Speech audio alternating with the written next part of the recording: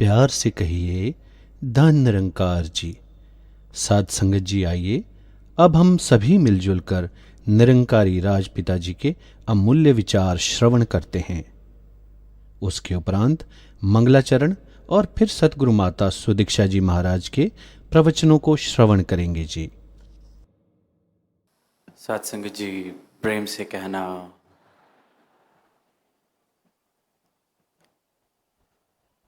आज 78वें समागम की सेवाओं का शुभारंभ और हर एक संत, हर एक महापुरुष के चेहरे पर जो खुशी, जो उत्साह, सतगुरु माता सुदीक्षा जी महाराज के साकार रूप में दर्शन हुए। किस प्रकार कृपा की सतगुरु ने, संतों को निहाल किया और ये कार सेवा का आरंभ अपना आशीर्वाद देके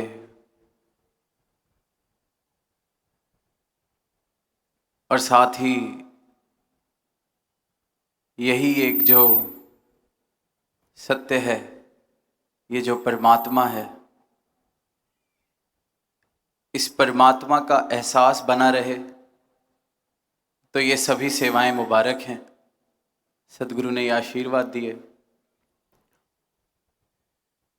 तो वहीं निरंतर महापुरुषों से भी हम श्रवण कर रहे हैं कि सेवा की रुत आ रही है, खुशियों का समा है, समागम आ रहा है। प्रेरणादायक भाव भी श्रवण किए, कैसे महापुरुषों ने बताया कि किस प्रकार संतों ने प्रेरणा दी अपना जीवन जी के, तन्मयता से सेवा निभा के। निरंतर सुनते आते हैं कि सेवा निष्काम हो, मैं वाली भावना ना हो सेवा में, सेवा चेतनता से हो। निरंतर इन भावों को हम श्रवण करते हैं। अवतार बानी में जो पंक्तियां हैं कि सेवक है जो मालिक दा खलकद्दी सेवा करता है, ये भी पढ़ते हैं। तो जो इस मालिक का सेवक बन गया, जिसने इस मालिक की प्राप्ति कर ली, इस मालिक की भक्ति में जो जीवन जी रहा है, वो इस मालिक की बनाई खलखत का सेवादार है, क्योंकि सबके लिए कल्याणकारी जीवन जीता है, सबके भले की कामना करता है, सबको प्रेम देता है, सभी में खुद को देखता है, सभी को अपना परिवार मानता है, देखता है, सब में इस एक मालिक को देखता है। पर वहीं ये खलकत की सेवा तो हो रही है, पर आज पारिवारिक रूप में बैठे हैं, महापुरुष आए हैं, संत आए हैं। अक्सर सतगुरु माता जी से हमने ये बात श्रवण की है कि संगत में बैठना भी एक प्रकार की सेवा है। ये नहीं कि सिर्फ जो वर्दी में खड़े हैं या कोई ऑफिशियल विधिवत रूप से कोई सेवा निभा रहे हैं वो सेवा है। तो संगत में बैठ के जो वचन आ रहे हैं उनको सुनना, अपनी भक्ति को और परिपक्व करना, ये तो सेवा है मेरी अपने प्रति। सतगुरु ने जो विश्वास करा, दया करी, ब्रह्म ज्ञान दिया, तो ये जो सत्संग मैं करता हूं ये मैं अपने लिए कर रहा हूं। पर साथ ही सत्संग में जब आते हैं तो चेतनता किस प्रकार मैं ऐसी दिखा सकता हूं, ऐसी मैं कैसे अपना आचरण रख सकता हूं जो सेवा हो सके। जब सत्संग पंडाल में आए, कहीं पर भी, ये नहीं कि ये समागम है तो समागम की बात दास कर रहा है। पीछे एक सेवादल कैंप में भी भाव रखने का मौका मिला तो दास ने यही कहा कि जितने सेवादल महात्मा हैं, जितने भी हम महापुरुष हैं, जो भाग्यशाली हैं जिनको ये वर्दी पहनने का अवसर मिला, सेवा निभाते हुए चेतनता नहीं छोड़नी। सेवा निभाते हुए ये जरूर पता होना चाहिए कि मैं चाहे पंडाल में खड़ा हूं, चाहे दूर कहीं किसी मैदान में मेरी सेवा लगी है, तो इस सेवा का पर्पस क्या है? पंडाल में अगर मैं लगा हूं तो सेवा निभानी क्या है? जब संत महापुरुष बैठ गए, पंडाल भर गया, जिस एरिया में मेरी सेवा लगी है वो मैदान, वो स्थान भर गया, और मैं फिर खड़ा हूं, फिर भी खड़ा हूं, तो क्या मेरा खड़ा रहना अवश्य है या नहीं है, आवश्यक है कि नहीं है? कहीं मेरे खड़े होने से कोई बाधा तो नहीं बन रही? कहीं मैं जो खड़ा हूं, मेरे पीछे बैठे संतों को ऐसा तो नहीं कि सदगुरु के स्टेज पे दर्शन नहीं हो पा रहे? तो मैं सेवा जो निभा रहा हूं, उस सेवा का पर्पस क्या है, रीज़न क्या है, ये पता होना चेतनता है। कि अब ये खड़े होने की सेवा निभ चुकी, अब ये बैठ के भी निभाई जा सकती है। गुरसिख सेवादार इतने चेतन होते हैं, इसलिए बार बार चेतनता का जिक्र होता है। जहां पे भी सेवा लगे, सेवा है क्या, करनी कैसे है? कहीं ये सेवा करनी तो सहूलियत के लिए थी, पर कहीं निभाने की कला मुझे नहीं आई, कारण मुझे समझ नहीं आया, तो जो संतों की सहूलत के लिए करना था वो कहीं बाधा तो नहीं बन रहा? जिनकी सेवा में आना था कहीं उन्हीं की बाधा तो नहीं बन रहा? और वहीं जब साध संगत के रूप में हम आते हैं तो कुछ पहलू हैं जो दास ने कहा। कुर्सियां देखते हैं, जो महात्मा महापुरुष जमीन पर नहीं बैठ सकते किसी भी कारण, उनके लिए कुर्सियों का इंतजाम किया जाता है, और कुर्सियां पंडाल के बिल्कुल कोने में दोनों तरफ लगाई जाती हैं, बीच में नहीं लगाई जाती हैं, क्योंकि अगर बीच में लगाई गई तो जो उनके पीछे जमीन पर बैठा है, जो महापुरुष पीछे बैठे हैं, उनको फिर वो सिर्फ कुर्सियां दिखाई देंगी, उनको सदगुरु के दर्शन नहीं हो पाएंगे, उनको संतों के आगे दर्शन नहीं हो पाएंगे। तो ये तो वो व्यवस्था है जो सेवा दल ने कर दी, कुर्सियां कोनों में लगा दी, पर साथ ही सबके लिए कुर्सियां पूरी नहीं पड़ती। तो महापुरुष ये सेवा भी निभाते हैं कि हम अपनी बैठने की कई बार एक छोटी सी कुर्सी फोल्ड वाली फोल्डिंग चौकी लेके आते हैं, तो हम वहाँ ये चेतनता निभा सकते हैं, दिखा सकते हैं कि उसको हम पंडाल के किसी ऐसी जगह ना लगा लें कि हमारे पीछे बैठा हुआ महापुरुष, उसका व्यू ब्लॉक हो रहा है, उसका आनंद टूट रहा है, उसके आनंद में मैं बाधा बन रहा हूँ। वो कुर्सी मुझे कोई सेवा दल आके बोले कि यहाँ ना लगाई जाए, आप भी साइड में चले जाएं, इस चीज़ की नौबत ना आए। हम अपनी चेतनता खुद दिखा सकते हैं, बाधा ना बने। चेतनता और सेवा संगत में आना भी एक सेवा है, सदगुरु ने कहा। तो दास को लगता है कि किसी और संत के आनंद में मैं बाधा ना बनूं तो मैं बहुत बड़ी सेवा निभा रहा हूं। लाइनों में आते हैं, पंक्तियों में आते हैं, सदगुरु को देखते हैं तो मन में कभी कभी भाव आ जाते हैं, तो हम कभी कभी जयकारा लगा देते हैं चलती हुई लाइन के अंदर। सत्संग चल रहा है, महापुरुष संत अपने वचन रख रहे हैं, और यहाँ से बड़े दिन बाद दर्शन किए कोई दूर से महापुरुष आए, 5-10 महापुरुष जोर से जयकारा लगा देते हैं। अब भाव तो बड़ा सुंदर है कि सदगुरु का हम जयघोष कर रहे हैं, पर उस वक्त जो महात्मा सदगुरु के ज्ञान का बखान कर रहा है, शब्द रख रहा है, अपने भाव रख रहा है, तो मेरा ये जो एक कर्म है वो जयकारा लगाना उस मौके पे, वो संत की तौहीन, उस सेवा की तौहीन कर रहा है जो वो महापुरुष निभा रहा है। सदगुरु के हुक्म के अनुसार, सत्संग की मर्यादा के अनुसार जो सेवा निभाई जा रही है, पैगाम दिया जा रहा है सदगुरु के ज्ञान का, सदगुरु की रहमतों का, उस 2 क्षण के जयकारे से पूरे का पूरा मैं वातावरण में बाधा बन जाता हूँ। मुबारक है वो भाव, लाइन में आ रहे हैं, शब्दों की जरूरत सदगुरु को नहीं है, मेरे चेहरे के भाव। दास कई बार कहता है इस मैदान में पहुंचने से पहले मेरे जो भाव हैं वो भी पता होते हैं सदगुरु को, मुझे बताने की ज़रूरत नहीं, पर भाव हैं। लेकिन यही चेतनता है, कई बार हम खुद नहीं करते, छोटा बच्चा गोद में लेके चल रहे हैं, उसकी दूर से ही ड्यूटी लगा रखी है, बेटा तूने जाना है। जैसे ही पास पहुंचे, माता जी धन निरंकार, राजपिता जी धन निरंकार, और वो तब तक बोलता जाएगा जब तक वो पार ना हो जाए इस लाइनों से। और दास ने कई बार देखा है वहाँ माँ उसको और प्रोत्साहन दे रही है बेटा और थोड़ा जोर से बोल, और थोड़ा जोर से बोल। मुबारक है, भाव मुबारक है दास। भाव में कहीं ये नहीं कह रहा कि वो प्रेम वाले भाव हैं, पर उसकी यहाँ आवश्यकता नहीं है। वो भाव यहाँ संगत में बाधा बन रहे हैं। तो सेवा ये करूं कि जो सदगुरु ने ये सत्संग दिया है, इसकी मर्यादा में मैं बाधा ना बनूं, किसी और के आनंद में मैं बाधा ना बनूं। तो ये सेवा है। सेवा खुद से शुरू है।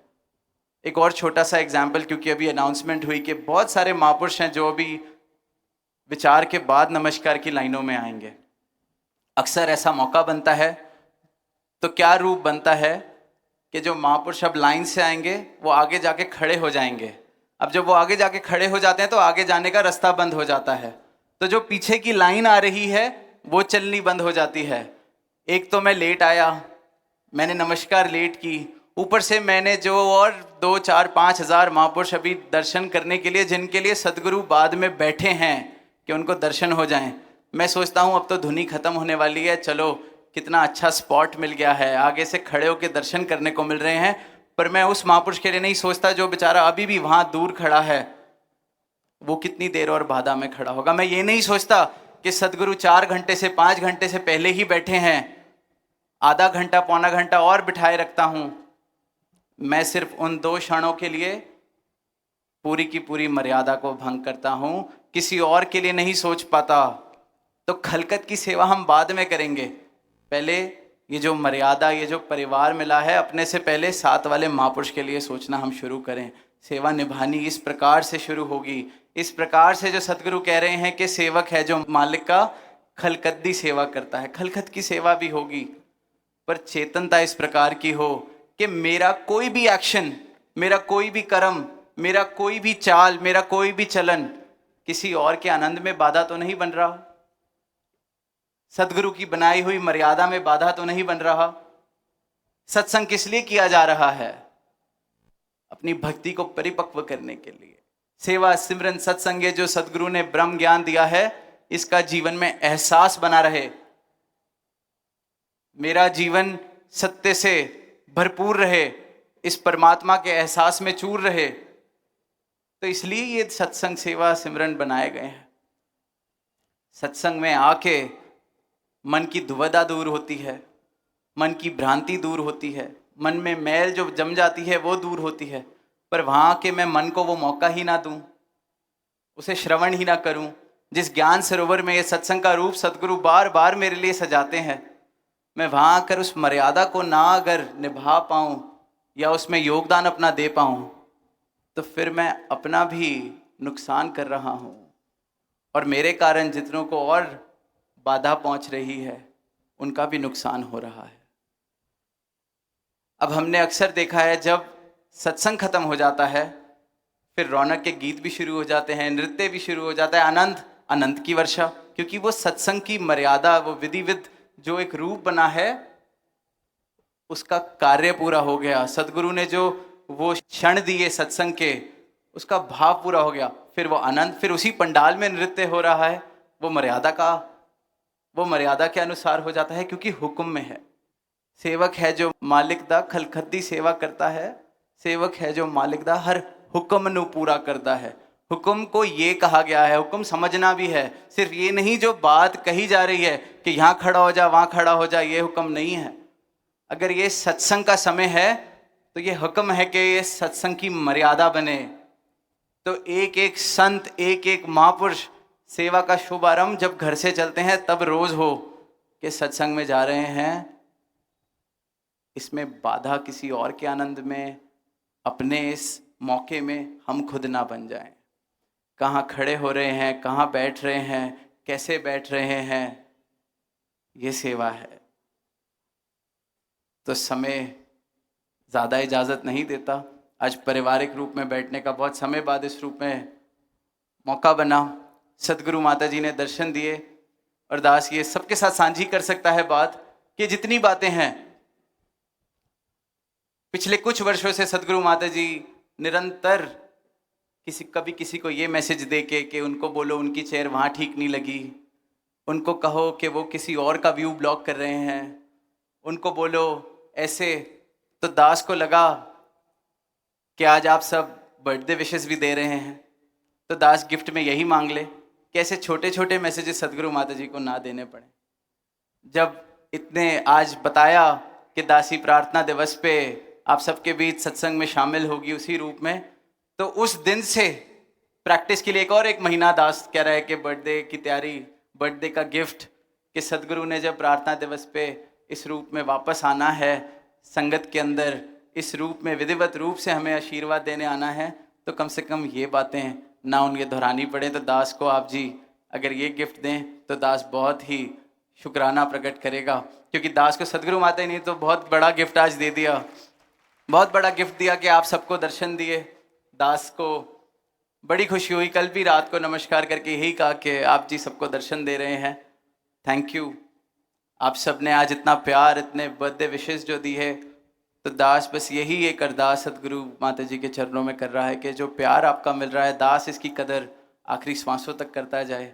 दास भी इस प्रेम को प्रेम से ही वापस दे पाए। ये श्वासें इन्होंने दी हैं, जैसा ये चलाना चाहते हैं वैसा जीवन बने, और अपने लिए और सबके लिए अरदास कि अपनी सेवा का शुभारंभ हम जब सत्संग के लिए आएँ तो करके चलें, रोज़ करके चलें। समागम से पहले ये तो एक रूप बनता है, एक औपचारिक रूप बनता है, पर मेरा शुभारंभ रोज़ हो। मैं रोज़ उद्घाटन करूं अपनी चेतनता का कि चेतन रह के सत्संग में जाना है। चेतनता कि मेरे कारण किसी और का भला मैं नहीं कर सकता, किसी और की मैं बाधा ना बनूं।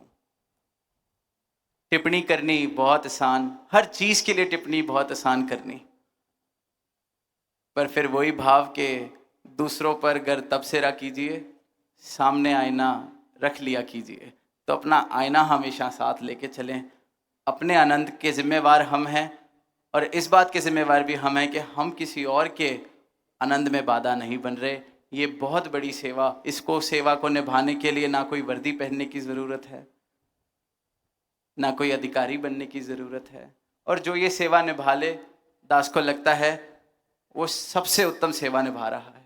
क्योंकि सदगुरु ने जो सत्संग, इस साथ संगत को जो स्थान दिया गया है, बार बार निरंतर जो स्थान दिया गया है, इसकी मर्यादा को बनाए रखने में मैं अगर योगदान दे रहा हूँ तो इससे बड़ी सेवा और कोई नहीं हो सकती।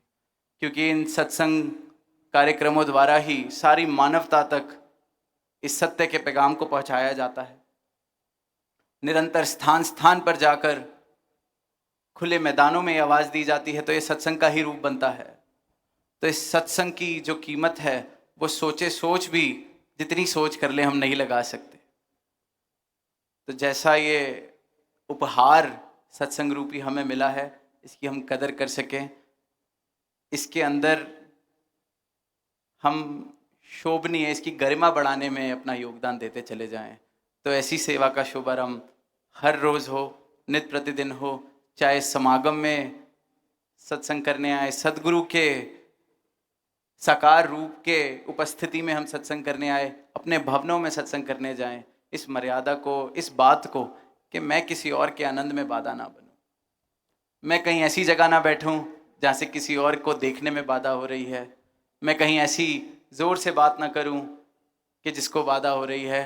फ़ोन्स की भी समय बढ़ रहा है, पर एक बात कह के फिर विराम देगा। फ़ोन की भी जो बात है, फ़ोन आता है तो वो इसलिए फ़ोन पंडाल में नहीं उठाना कि आप फ़ोन पे बात करने लगेंगे तो किसी और की जो लिप जुड़ी हुई है उसको बात सुनाई नहीं देगी। फ़ोन स्विच ऑफ करने की कोई ज़रूरत नहीं है, साइलेंट कर लिया जाए।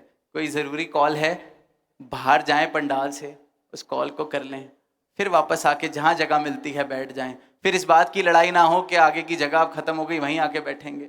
जहाँ जगह मिलती है हम बैठ जाएं। सब कुछ मुबारक है, सारी चीज़ें, इतना खुला दरबार है, कोई पाबंदियां नहीं है।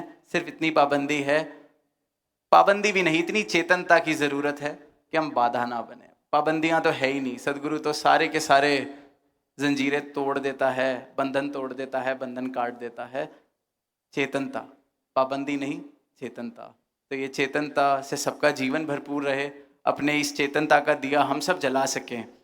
तो दोबारा एक बार जो सब ने प्रेम दिया, सब ने बर्थडे विशेस दिए, थैंक यू। और बहुत बहुत प्रेम दास की तरफ से भी आप